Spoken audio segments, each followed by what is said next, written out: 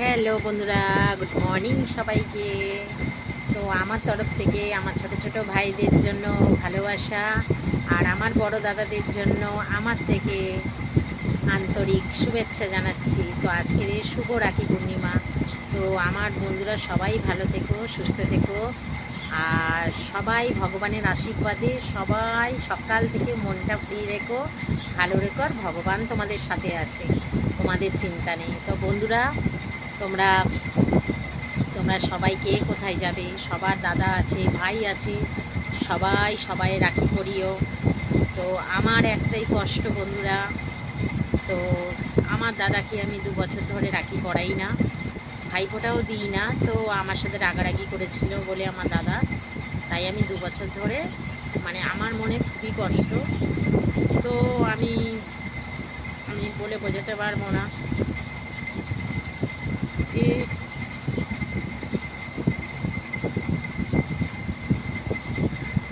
আমি ওকে ছোটোর থেকেই রাখি পড়াই বা ভাইফোঁটা দিই। তো তো আমার দাদা কোনোদিন নিজে থেকে বলেনি, 2 বছর ধরে ওর সাথে রাগারাগি হয়েছে। তো এখন কথা বলে, কিন্তু সেই ভালোবাসাটা নষ্ট করে দিয়েছে, তো তাই কষ্ট হয়। তো চলো বন্ধুরা, সবাই ভালো থেকো, সুস্থ থেকো। আর মানে কষ্টটা হয় একটু, যে দাদাকে রাখি পড়াতাম, ভাইফোঁটা দিতাম, প্রত্যেক বছর আনন্দ করতাম, ভাইজিগুলোকে ভালোবাসতাম। তো সেই ভালোবাসা ওরা নিজে থেকেই নষ্ট করে দিয়েছে, আর আমার কিছু বলার নেই বন্ধুরা। তা এখন আমার জেঠিমার ছেলে আমার ডেকে নেয়, আমি জেঠিমাদের বাড়িতেই চলে যাই। তো আজকে যাব সেখানে, আমার জেঠিমার ছেলে আমাকে সবসময় ভালোবাসে, ও ডেকে নেয়, ওর জন্য ওর কাছেই যাই। তো সকালবেলা এখন দেখো আমি মর্নিংয়ে কাজবাজ সেরে নিয়েছি, ফুলের দোকানে যাব। তো ফুলের দোকানে প্রচণ্ড হারে ভিড়, তো এখনও ফুলের দোকানে যাইনি, আমি রাখি আনতে যাবো ফুলের দোকানে।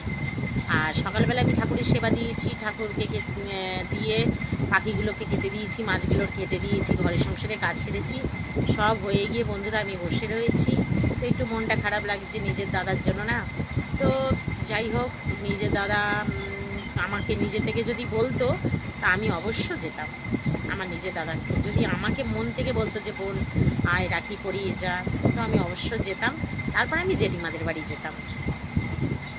তো চলো বন্ধুরা, সবাই ভালো থেকো, সুস্থ থেকো, আর ভগবান তোমাদের মঙ্গল করুন। টাটা, সবাই ভালো থেকো।